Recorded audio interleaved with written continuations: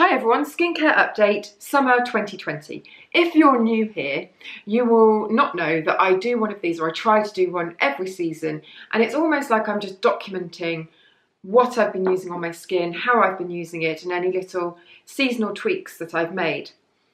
And the reason, I feel like I've only just done spring, but the reason I've sort of brought this forward is that I have made two quite significant tweaks, and I have two quite significant things to say about those tweaks and the results. My stomach's really rumbling.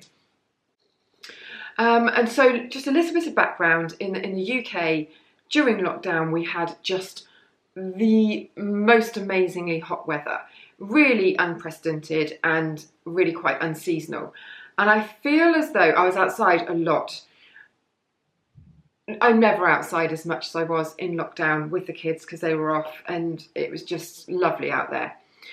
And I feel like I didn't really tweak my skincare routine to suit it. I wore lots of sunscreen and I was using antioxidants, but I was still sort of in winter spring mode, I suppose.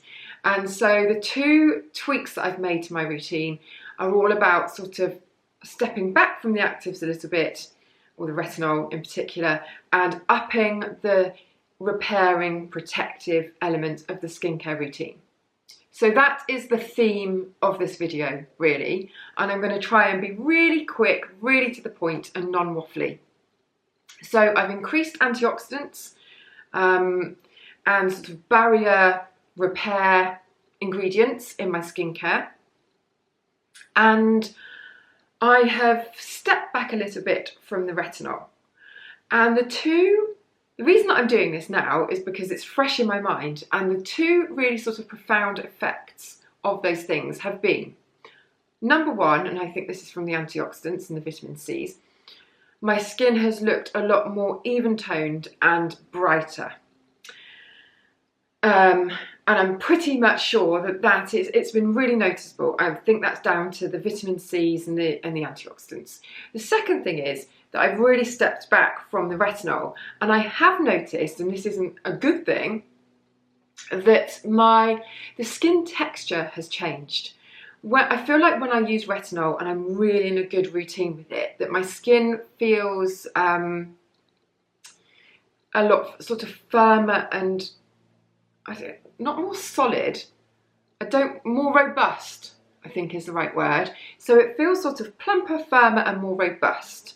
Stepping back from the retinol, it feels as though it's just sort of like a little bit finer and crepier. It's almost imperceptible. Is that a word? But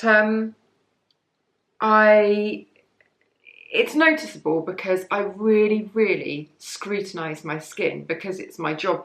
You know, that's what I do for a living, is test out beauty stuff and write about beauty stuff. And so I suppose I am probably more obsessive about looking at my skin and the condition of my skin and the tone and the quality and the texture than you would be normally, because quite frankly there are more important things to do with the day. So I just thought, you know what, these videos are the way that I document for myself, more than anything, what my skin is doing and how it's reacted to certain routines. And so I feel like it's interesting. It's interesting to me, at least. So here's the routine. Let's get down to business. My routine is pretty much always the same. It's just the types of products that change. So cleanse, serum, moisturise, and then sunscreen during the day. It never really varies from that, and I don't really use any spritzes, any essences, any extra steps. I don't use a lot of masks, although, you know, maybe once or twice a week I do love a face mask, but it's not a cornerstone of my routine. And I just don't tend to mess around a lot with that basic structure, because I feel like if I've always got that there, then I'm just only tweaking things, you know, and it makes it easier for me to see what's happening to my skin and what's made the difference. So that is it: cleanse, serum, moisturise. Cleansers, I almost feel like it doesn't really change. Just two that I've been using a lot recently though, and I'm popping these in because they are relatively affordable compared to the serums that I'm about to show you. So it's almost like a penance. It's not, they're amazing, these. So in the morning, something slightly quicker and lighter. I've been using this a lot. It's the Foaming Facial Wash from Curel. But this is really not all about cleansers, this video.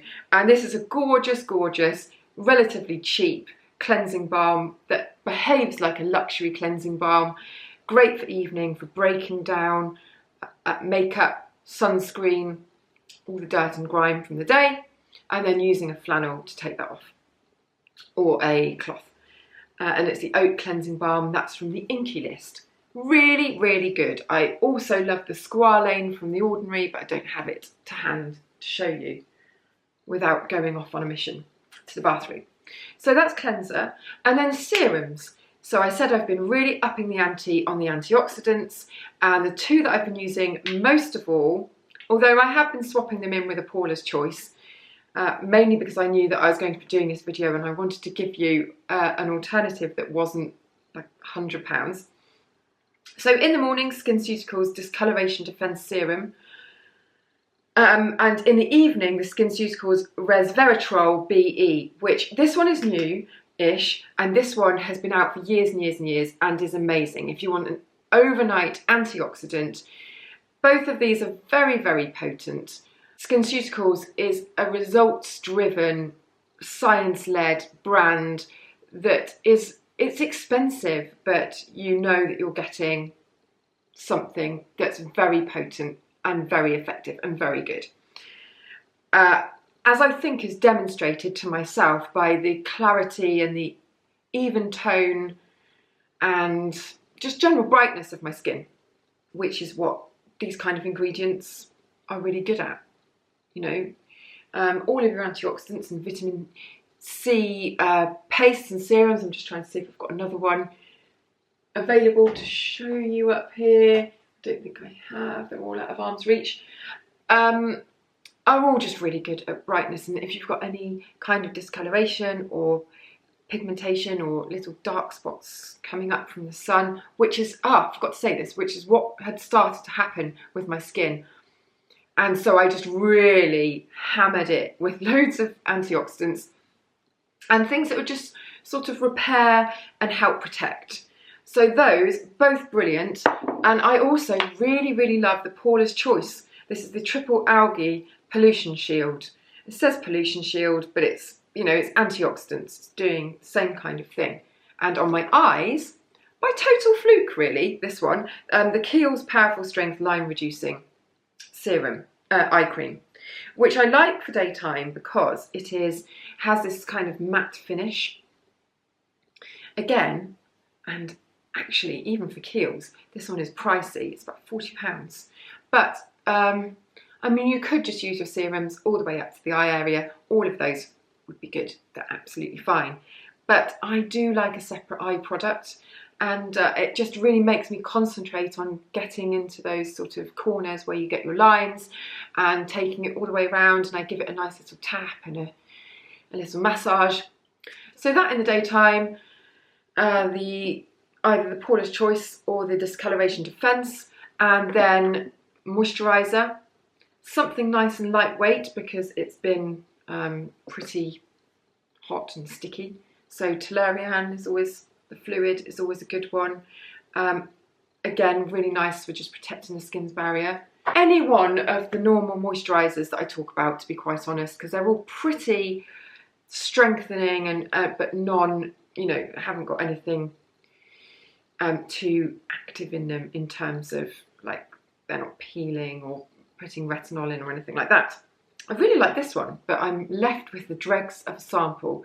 It's the No Worries from Dr. Roebuck's. That's just a really nice sort of basic nurturing moisturiser. Oh, my battery ran out, so it probably looks a bit different. Sorry about that. Nighttime, so as I've mentioned, this, and I'm probably doing the antioxidant heavy routine for 3 days out of 4, something like that. I probably do retinol once or twice a week at the moment, probably just once. And I can do a list, I'll list them below, of the different retinols that I've been using, but I need to do a whole retinols video actually, because I've discovered some really good things, but they're not part the major part of the routine at the moment. I know I keep doing this.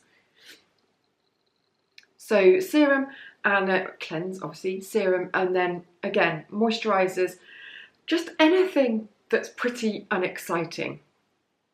I don't mean that to sound insulting to the moisturizers, but you know, there's no sort of like sneaky glycolic in there, or AHAs, the peeling overnight moisturizer, or the overnight moisturizer with retinol. They're just simple, effective, basic moisturizers. I do tend to use a slightly heavier moisturizer at night. And again, I can list a few options for you because I'm woefully underprepared here. The sunscreen is still pretty much the same as the 3 that I mentioned in a video a couple of months ago. But as you can tell from this tube, which is my 3rd since the start of the lockdown, this is the Elizabeth Arden 8 Hour Grade 8, and this is one that I use the most.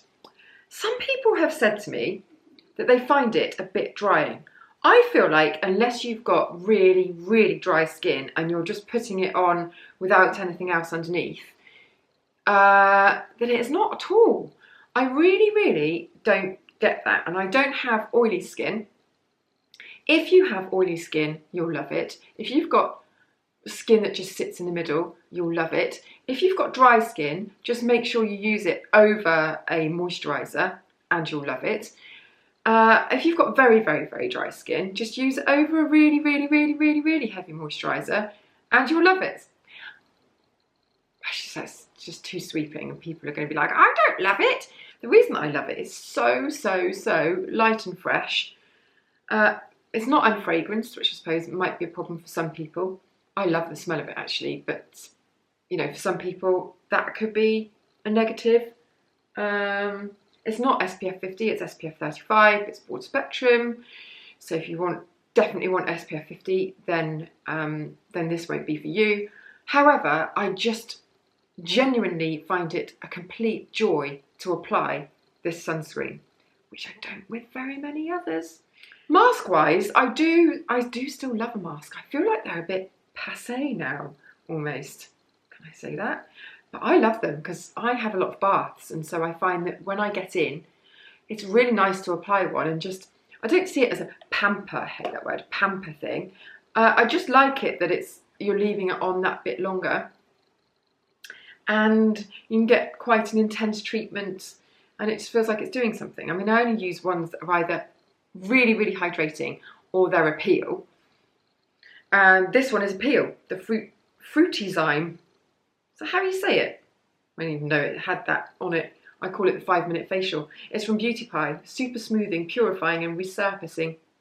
And this is where I am currently getting my AHA fix.